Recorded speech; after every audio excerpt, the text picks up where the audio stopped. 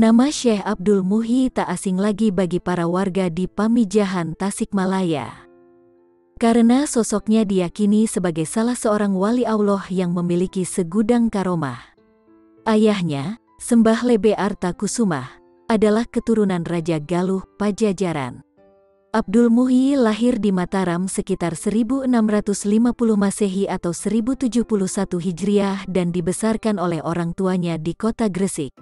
Dia selalu mendapat pendidikan agama baik dari orang tua maupun dari ulama-ulama sekitar Gresik. Saat berusia 19 tahun dia pergi ke Aceh untuk berguru kepada Syekh Abdul Rauf Singkil bin Abdul Jabar selama 8 tahun.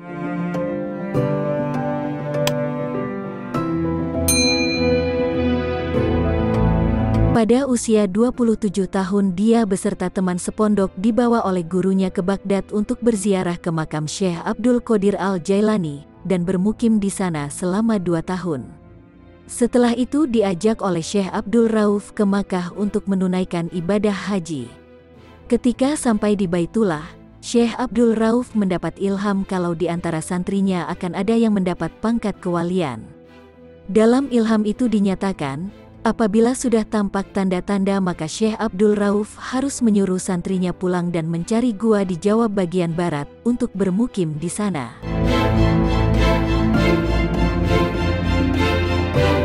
Suatu saat sekitar waktu asyar di Masjidil Haram tiba-tiba ada cahaya yang langsung menuju Abdul Muhyi dan hal itu diketahui oleh gurunya Syekh Abdul Rauf sebagai tanda-tanda tersebut. Setelah itu, Syekh Abdul Rauf menyuruh pulang Abdul Muhyi ke Gresik untuk minta restu dari kedua orang tua, karena telah diberi tugas oleh gurunya untuk mencari gua dan harus menetap di salah satu daerah di Jawa Barat. Sebelum berangkat mencari gua, Abdul Muhyi dinikahkan oleh orang tuanya dengan Ayu Bakta putri dari Sembah Dalem Sacaparana putra Dalem Sawidak atau Raden Tumenggung Wiradadaha III. Tak lama setelah pernikahan, dia bersama istrinya berangkat ke arah barat dan sampailah di daerah yang bernama Dharma Kuningan. Atas permintaan penduduk setempat Abdul Muhyi menetap di Dharma Kuningan selama 7 tahun. Kabar tentang menetapnya Abdul Muhyi di Dharma Kuningan terdengar oleh orang tuanya, maka mereka menyusul dan ikut menetap di sana. Di samping untuk membina penduduk, dia juga berusaha untuk mencari gua yang diperintahkan oleh gurunya. Dengan mencoba beberapa kali menanam padi, ternyata gagal karena hasilnya melimpah. Sedang harapan dia sesuai isyarat tentang keberadaan gua yang diberikan oleh Syekh Abdul Rauf adalah, apabila di tempat itu ditanam padi maka hasilnya tetap sebenih artinya tidak menambah penghasilan, maka di sanalah gua itu berada. Karena tidak menemukan gua yang dicari, akhirnya Syekh Abdul Muhyi bersama keluarga berpamitan kepada penduduk desa untuk melanjutkan perjalanan mencari gua. Setelah menempuh perjalanan yang cukup panjang, sampailah di daerah Garut Selatan. Di sini dia bermukim selama 1 tahun untuk menyebarkan agama Islam secara hati-hati. Mengingat penduduk setempat waktu itu masih beragama Hindu. Setahun kemudian ayahanda, Sembah Lebe Arta Kusumah, meninggal dan dimakamkan di kampung Dukuh di tepi Kali Cikaengan. Beberapa hari seusai pemakaman ayahandanya, dia melanjutkan perjalanan mencari gua dan sempat bermukim di Batuwangi. Perjalanan dilanjutkan dari Batuwangi hingga sampai di Lebak Siu dan bermukim di sana selama 4 tahun, sekitar tahun 1686 sampai tahun 1690 Masehi. Walaupun di Lebak Siu tidak menemukan gua yang dicari, dia tidak putus asa dan melangkahkan kakinya ke sebelah timur dari Lebak Siu, yaitu di atas Gunung Kampung Cilumbu. Akhirnya dia turun ke lembah sambil bertafakur melihat indahnya pemandangan sambil mencoba menanam padi. Bila senja tiba, dia kembali ke Lebak Siu menjumpai keluarganya, karena jarak dari tempat ini tidak begitu jauh, sekitar 6 kilometer. Suasana di pegunungan tersebut sering membawa perasaan tenang, maka gunung tersebut diberi nama Gunung Mujarot yang berarti gunung untuk menenangkan hati. Pada suatu hari, Abdul Muhyi melihat padi yang ditanam telah menguning dan waktunya untuk dipetik. Saat dipetik terpancarlah sinar cahaya kewalian dan terlihatlah kekuasaan Allah. Padi yang telah dipanen tadi ternyata hasilnya tidak lebih dan tidak kurang, hanya mendapat sebanyak benih yang ditanam. Ini sebagai tanda bahwa perjuangan mencari gua sudah dekat. Untuk meyakinkan adanya gua di dalamnya, maka di tempat itu ditanam padi lagi, sambil berdoa kepada Allah, semoga gua yang dicari segera ditemukan.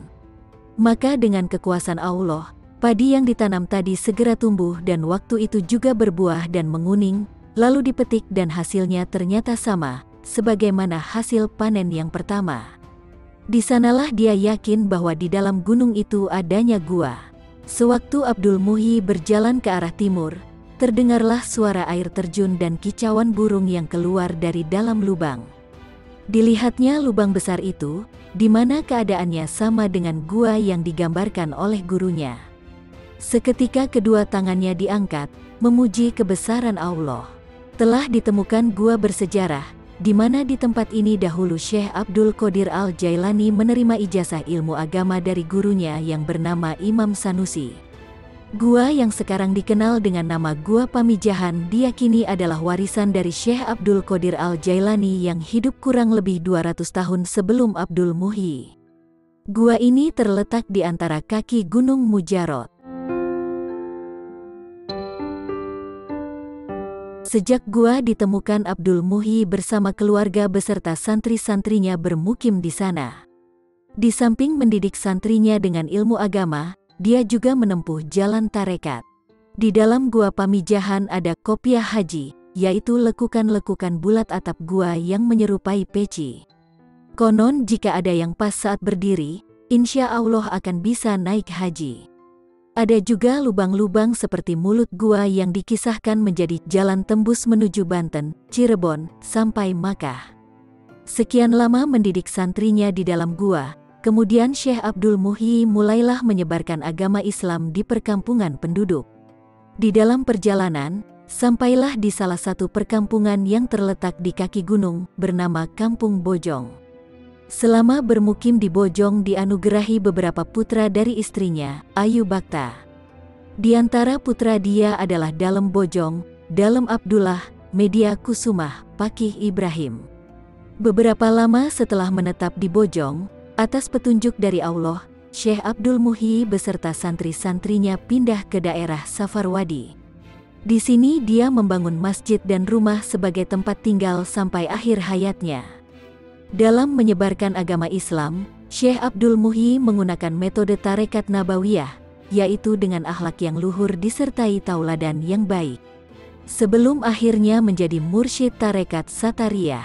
Salah satu contoh metode dalam mengislamkan seseorang adalah sewaktu dia melihat seseorang yang sedang memancing ikan. Namun orang itu kelihatan sedih karena tidak mendapat seekor ikan pun. Lalu dihampirinya dan disapa, "Bolehkah saya meminjam kailnya?" Orang itu memperbolehkannya. Syekh Abdul Muhyi mulai memancing sambil berdoa, yaitu membacakan basmalah dan 2 kalimat syahadat. Setiap kail dilemparkan ke dalam air, ikan selalu menangkapnya. Tidak lama kemudian ikan yang didapat sangat banyak sekali sampai membuat orang tersebut keheranan dan bertanya, "Apa doa yang dibaca untuk memancing?" Dia menjawab, "Basmalah dan syahadat." Akhirnya orang tersebut tertarik dengan doa itu dan masuk Islam. Dalam kitab Istighal Tarekat Qadiriyah Naqsyabandiyah diceritakan beberapa kisah karomah Syekh Abdul Muhyi.